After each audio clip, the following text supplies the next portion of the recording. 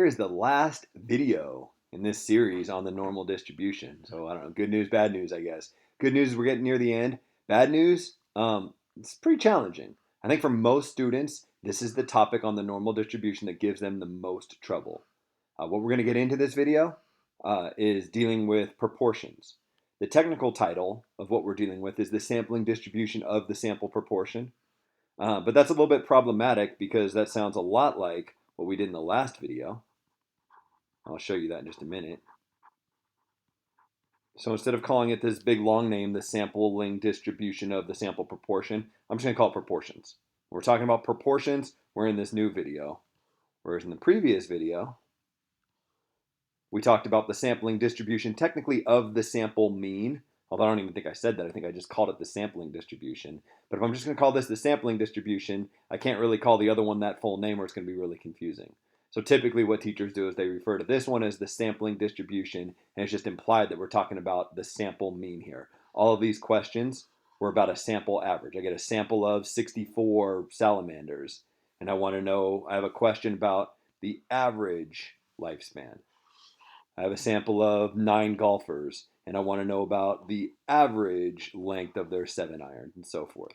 Every question is about the sample average. Down here, the questions won't be about the sample average. They'll be about what's called the sample proportion.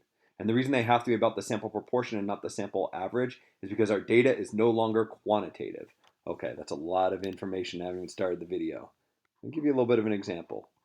Back in what I'm calling part 6, the previous video, I went out and I got a bunch of golfers and I figured out how far they hit their 7-iron, right? And I didn't show the actual data, but you can imagine maybe the first person in the sample hit their 7-iron 150 yards, and the next one hit it 155 yards, and the next hit it 170, and the next hit it 148, or whatever. I have all this data, right? I went out and got a number for each observation.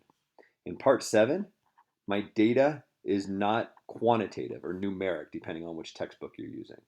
It's what's called qualitative or categorical. And it's a specific type of categorical data. It's called binary categorical data. Like, whoa, that's a lot of terms. Isn't this supposed to be a video for someone who's just trying to pass a stats class? Yeah, my bad. The idea in part 7 is the data is yes or no. So I couldn't ask a question like, how far can you hit your 7-iron? Instead, I'd ask a question like, yes or no, do you play golf? I go out and I randomly choose, 80 people and ask them, hey, do you play golf? That'd be my sample. The sample data would not be numbers. I'm not asking how many times you played golf or how far you can hit a 7-iron or anything like that. I'm just saying yes or no, do you play golf? First person does. Second person doesn't. Third person doesn't. Fourth person does, and so on. Right? I just have a whole bunch of yeses and nos. If I just have yeses and nos, I can't take an average. If I have numbers, I can take an average. I can get X bar. I can ask questions about the sample average. If I don't have numbers, I can't calculate a sample average. But what I can calculate is a sample proportion, right? If I asked 100 people if they play golf and 40 of them do, then the sample proportion would be 40%, 40 divided by 100. So what I'm going to do in part 7 is very similar to what we did in part 6, except all of the questions will not be about the sample average, X bar. They'll instead be about the sample proportion, P hat. And you're like, yeah, that's not going to be too bad. It's going to be hard. Trust me. It's going to change things a lot. It's going to be intimidating looking because we're going to get some really ugly looking formulas. But that's not that big of a deal. Anyone can memorize formulas. You can make a flashcard for this. I'll tell you exactly what you want to have memorized. The challenge is going to be the understanding. The thing that I've hit on so hard in the previous videos about drawing the picture correctly and interpreting it is just to set up for this video here. And by the way, this is the end of the normal distribution series, but this idea of sample proportions is not going away. It's the hardest thing you do with normal distributions, and the next big topic, confidence intervals, is going to be the hardest thing you do there. And the next big topic after that, hypothesis testing, is going to be the hardest thing you do there.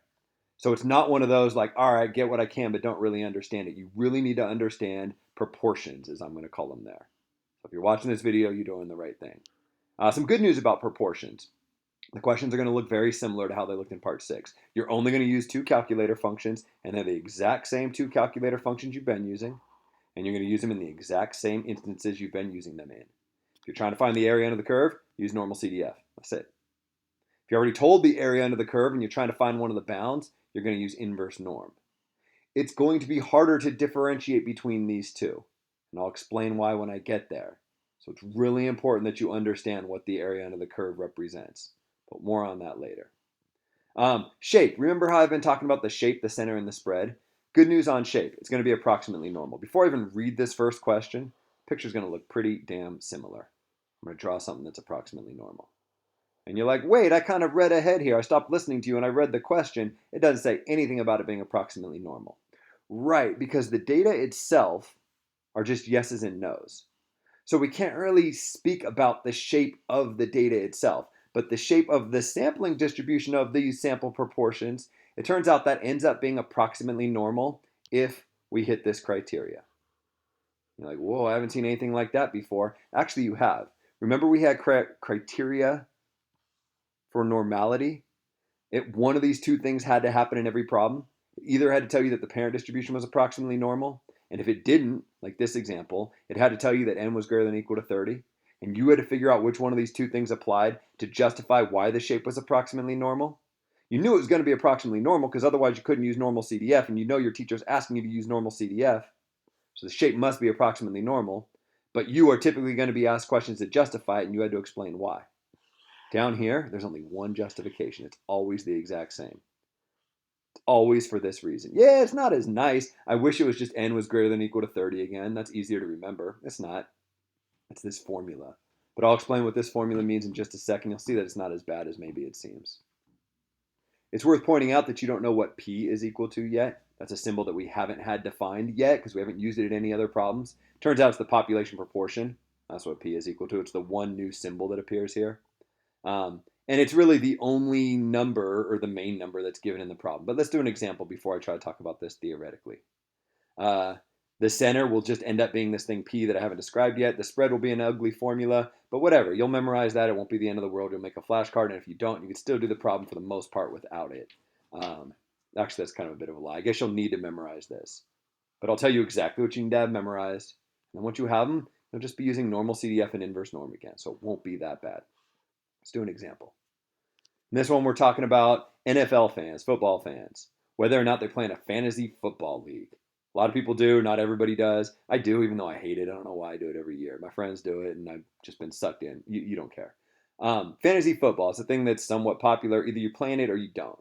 It's not asking how many days you spend on your fantasy football team or something that you could quantify with a number. It's yes or no.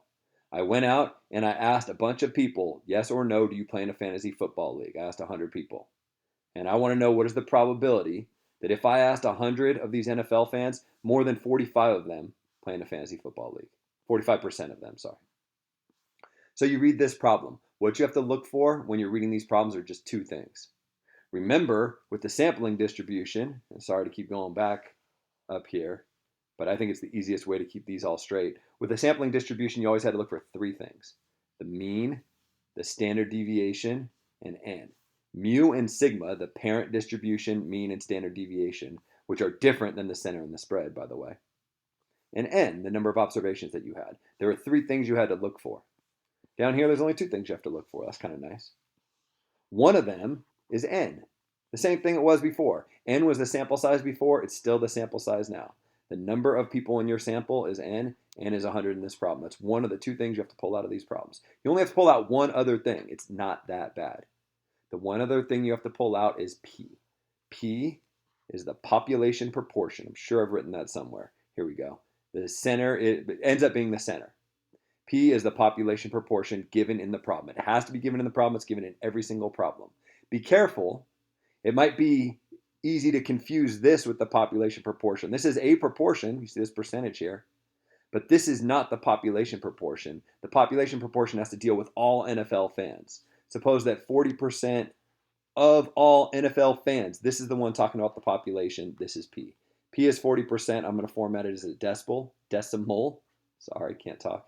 Because that's what my calculator is going to want. N and P are the only two things you have to find in these problems. I'm going to write shape, center, spread. Feel free to ignore this if your teacher says you can ignore this. The shape is always approximately normal, because otherwise you wouldn't be able to use inverse norm or normal CDF, and you end up using inverse norm or normal CDF on every single problem. So shape's got to be approximately normal. Why? If you're asked to justify why, it's because n times p times 1 minus p is greater than or equal to 10. It's kind of an ugly formula, but you memorize that. N times P times 1 minus P. Is that true? Yeah, N is 100. P is 0.4. 1 minus 0.4 is 0.6. If you multiply together 100, 0.4, and 0.6, you end up getting 24. You got a calculator. Do it if you don't trust me. 24 is greater than or equal to 10. That's what allows me to draw this shape. What about the center? Okay, going back here again. Remember with the center above, center and spread. A minor point was that they both had a new fancy symbol, mu sub x bar and sigma sub x bar. A major point was understanding how to come up with these numbers. You need this 160 and this 4 because those are going to go straight into your normal CDF or your inverse norm calculations. You need to know what these numbers are equal to. If you know that this is the symbol for it, that's great. That's bonus. Maybe you get some extra credit, or depending on how picky your teacher is, full credit for it. There's a new symbol for center and a new symbol for spread. Fortunately, they're very logical. The symbol for center is mu, but not with an x bar down in the subscript, right? Because we're not talking about sample averages. We're talking about sample proportions. So it's got a little p hat down in the subscript. Mu sub p hat. And the spread, it's kind of like sigma, which was your original spread, except, well, we used to put an x bar down on the subscript. Now we're going to put a p hat down on the subscript. That's it. Center and spread. If you don't know those symbols, I'm not super worried about it. What I am worried about is that you can figure out what number your center and spread are equal to. Remember up here, you're getting really sick of me going back and forth to previous videos. The center was really easy, which is the mean given in the problem. The spread was not, it had its own little formula. Same idea down here. The center is really easy. It's just the proportion given in the problem. It's just equal to P. It's always equal to P, 0.4. Middle of my picture here, I'll put a 0.4. The spread, unfortunately, is kind of an ugly formula. It's this one right here. The good news is the two formulas you need to memorize from this section, n times p times 1 minus p being greater than or equal to 10, and that the spread is the square root of p times 1 minus p over n, involve the same parts. Right? They both have a p, they both have a 1 minus p, and they both have an n. In this one, it's a fraction, and this one is just a product. You're multiplying a bunch of stuff together, and in this one, you have a square root. How the hell am I ever going to remember that it's a fraction, that the n goes on the bottom, and that there's a square root?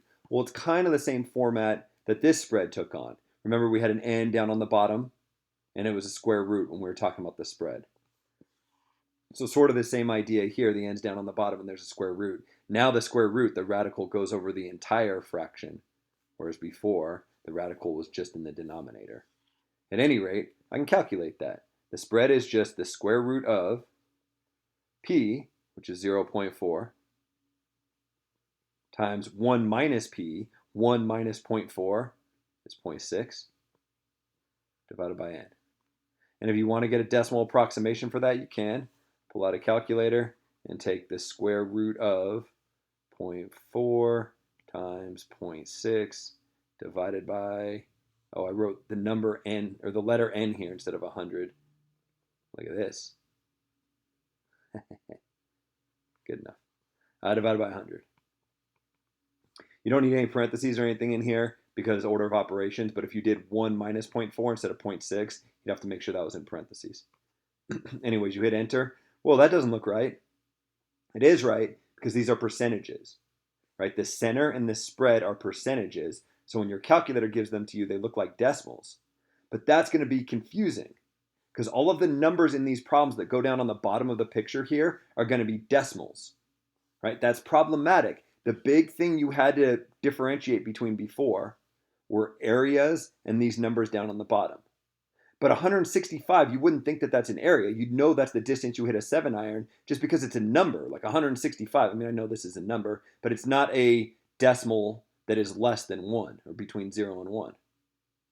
Right? But now the numbers that are down on the bottom here are decimals that are between 0 and 1, just like the areas are. And that's going to make it hard to differentiate between these guys and these guys, which is how you differentiate between normal CDF and inverse norm. That's the challenge in this new section.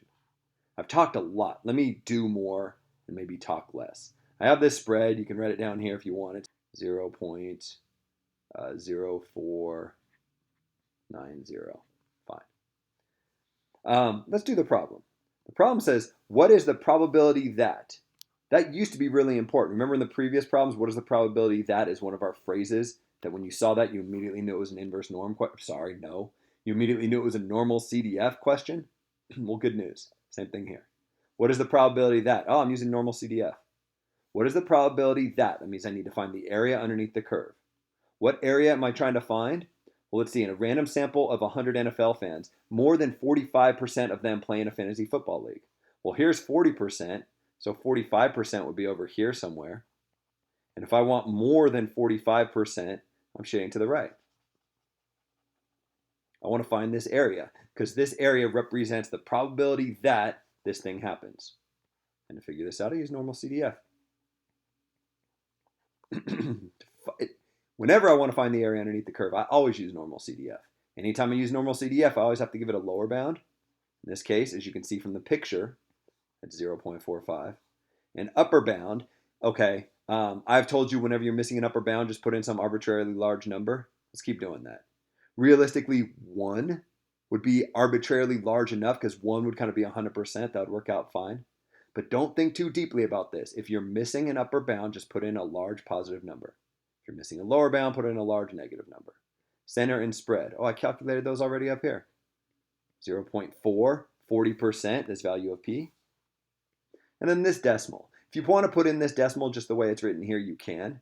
I'd advise against it though, because if you used rounded numbers in this calculation, it'll give you something that's slightly off. And if you have a really picky teacher, if you're doing this on a computer system or something, it might mark it as incorrect. So rather than type this in, my advice to you is to type this in. Say that the spread is the square root of 0.4 times 0.6 divided by 100. Let's do it. Normal CDF, remember that's under the distribution menu, so you hit second and then variables. The second thing listed says normal CDF. My lower bound, 0.45. My upper bound, any arbitrarily large number. 1 would be large enough in this specific case. The center, 0.4. And the spread is the square root of 0.4 times 0.6 divided by 100. And if that's overwhelming for you to type an expression in for the spread, just give the decimal approximation we had above. The teacher will probably be fine with it, especially if you show your work. Calculates that to be about 15%, 15.37.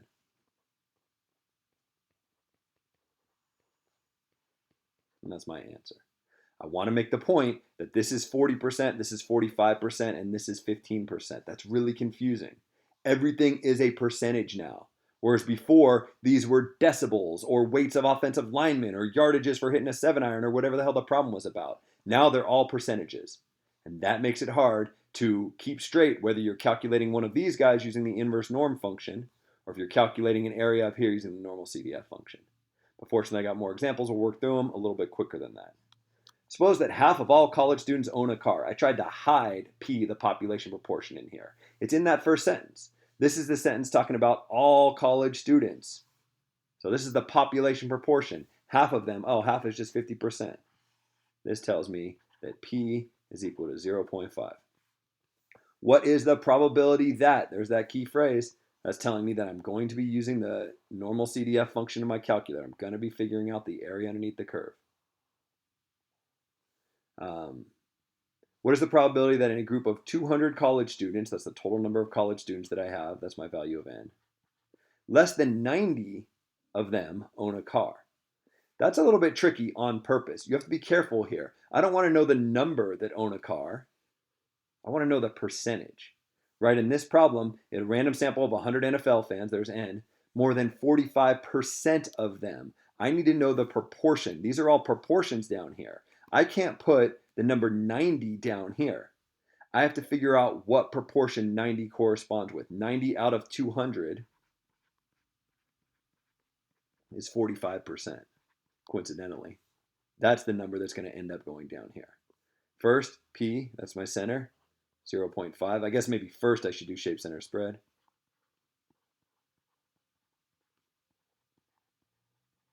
These are kind of just memorization. But the good news is memorize them now because you're going to end up needing them when you do proportions with hypothesis testing and with confidence intervals, and they'll be very similar. Shape, it's always approximately normal. Maybe I'll be really lazy and write AN. Why? It's always because n times p times 1 minus p is greater than or equal to 10. Don't believe me? Take 200, multiply it by 0.5, multiply it by 1 minus 0.5, which is also 0.5, and you will get 50, I believe, and 50 is greater than or equal to 10. The center, there's a fancy symbol for that. Props to you if you can remember that it's mu sub p hat, but if you can't, I'm not super worried about it as long as you know that the number is p, which is 0.5. Spread, if you remember that that's sigma sub p hat, that's awesome, look at you. If you don't, not that big of a deal, as long as you know the formula. It's p times 1 minus p divided by n. And you can calculate a decimal approximation for that if you'd like, and write it right here. I'm not even going to bother.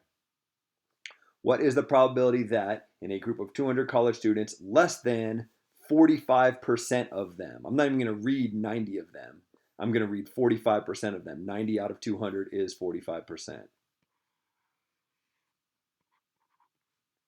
Well, if 50% is here, I guess 45% somewhere over here, and less than 45 would be to the left of that 45.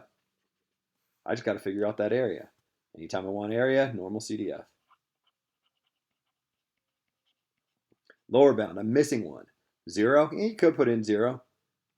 But what I would do is always put in a large negative number anytime you're missing the lower bound, so you don't even have to think about it. 0 will work 90% of the time, maybe more than that. There's my upper bound, right? I've shaded up until that point. My center is written right here at 0.5. And my spread is this thing, the square root of 0.5 times 1 minus 0.5, which happens to also be 0.5, divided by 200. Take that whole thing, put it into a calculator, it'll give me a number. That number is this area, and I'm done with this problem. I'll use the normal CDF function that's under the distribution menu. Lower bound, negative, bunch of 9s, that'll work. Upper bound, 0.45. Make sure you format these as decimals. Center, 0.5. Spread, the square root of 0.5 times 1 minus 0.5, which also happens to be 0.5, divided by n, which is 200. Type that all in, you get this 7.86%. That's this probability, that's this area, that's this probability, that's the answer to this question. All right, this last example, I rewrote it because I didn't like the way it was currently written. It actually didn't work the way it was currently written. So I made a new problem. What I wanted to do was create an inverse norm question that deals with proportions. So here's what I came up with. Suppose you define unusual to be something that happens with less than 5% probability. Right? And a lot of books actually define it exactly that way. Say something's unusual if it happens less than 5% of the time. What would be an unusually high car ownership rate in a sample of 200 college students? So what you're being asked for here is, I'm going to draw a little picture for you. All of these numbers down here are car ownership rates, right? The center, 50% of all college students own a car. 45% was the car ownership rate in this sample. Right? These are car ownership rates. What this question is asking you for is one of these rates. Which one? The one that is so high up here that the area above it is only 5%. How do I know that? Because it's an unusually high rate, and we define unusual to be something that happens with less than 5% probability. So what they're giving you, maybe in kind of a confusing way, is a question here that's asking you to find this value. And if you could draw this picture, that's the hardest part, because shape center spread is going to be identical to what it was up here. So all I have to recognize is that I'm now trying to find a number that's down on the bottom here. And to find these numbers, I use inverse norm. And when I'm using inverse norm, I always have to give my calculator 3 arguments. The area to the left of this point, well, that's not labeled here, but the area to the right of it's 5% and 100% somewhere. So therefore 95% has to be to the left. The center and the spread, which again are identical to what they were above. What I'm saying is if you can recognize that this is an inverse norm question, which is the hardest part of this entire thing, and draw this picture, then all of a sudden it's pretty easy, right? All you got to do is the same thing we've been doing with inverse norm. Type in these numbers. So I go to distributions, which is where inverse norm lives. And then the area to the left is what it's asking there, and that's 0.95. And the center and the spread.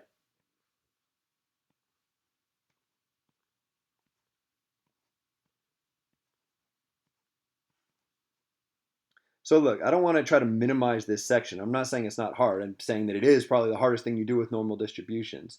But if you're struggling with this, go back and get a solid understanding of the sample-Ling distribution. Right? Do those first. And when you get the hang of that, recognize that these questions are really similar to the questions you were doing before with a couple new formulas you got to memorize. These are hard, but not because of the stuff that's new. The stuff that freaks people out here are the formulas. The formulas aren't bad. You can memorize a formula, make a flashcard. The stuff that's hard is determining whether you have normal CDF or inverse norm and drawing the pictures. And that's why we've done so many of these in previous videos, before we got into this hard topic of proportions. Anyways, this number here, 0.5582, is the number that goes down here. What that's saying is it would be an unusually high car ownership rate in a sample of 200 college students would be anything greater than 55.82%. So 55.82% would be my answer. Absolute minimum you need to know. We're still only using normal CDF and inverse norm. It's easy to get overwhelmed when you get to this section because it looks really, really hard and intimidating. Same two calculator functions. Think about, you know a lot about those if you've been watching all these videos. Same two calculator functions. The center and the spread are formulas, fine, and they have new names, fine. Don't worry a whole lot about the names and just memorize the formulas. Right, the formula up here is just the letter P. The formula down here is this thing. So memorize, I'm not even going to circle it there. Memorize shape, center, spread. Shape is always the same, that's good news. Unlike the previous section where there are two different options to explain why the shape is normal. Now there's just one option for why it's normal. So you got shape, center, spread. That's kind of a memorization thing. And then remember that the area under the curve can mean one of two things. The probability that, I didn't mean for this to be underlined, the probability that one sample proportion, that's what I meant to have underlined, is in that range. Or the proportion of all sample proportions that are in that range. That's really confusing. Just like in the previous video, this second interpretation is hard to wrap your head around. Focus on this first one here. All you need to know is the area under the curve is giving you a probability. What probability? It's the probability that the sample proportion is in that range, not the sample average, because our data is no longer averages, is proportions, because we have categorical data, not quantitative data. Was there anything else? Oh, yeah, inverse norm questions. This last one here, they're hard to write. I can tell you from experience, these are hard to write, just like in the previous section. Some teachers will skip inverse norm when they're dealing with proportions completely because they're so hard to write. I won't personally. If you see a problem that looks really clunky, kind of like this one, that's hard to write, it's probably an inverse norm question. Hard to write, or you see the word percentile in there. So keep that in mind. It might help you recognize when you have inverse norm versus normal CDF. Oh, one more hint here. If this is on a final exam and you're not told you're in the proportions section and you need to figure out whether you're dealing with proportions or whether you're dealing with averages, a big red flag with averages, the word standard deviation will always appear in the problem. Right? Every single one of these problems, the word standard deviation appears. Where are we? Suppose the distance a golfer can hit their 7 irons approximately normally distributed with the mean standard deviation. There it is. Has to be there. Go down to the next example. The previous example. Life of salamanders. Mean, here's the word standard deviation. Every single time you have a problem that deals with means, you'll see the word standard deviation. Every time you have a problem that deals with proportions, that word will not appear. Why does it not appear? Because remember, you're only looking for two things here, an N and a P. You're not looking for the standard deviation. That was the third thing that had to be given to you in all those previous problems. It's never going to be given to you here. So you read through this problem, you don't see the word standard deviation given anywhere. You're like, oh man, that's that proportion stuff. That's a good way you can keep them straight. That's all I have. Hope this series was useful for people, and good luck.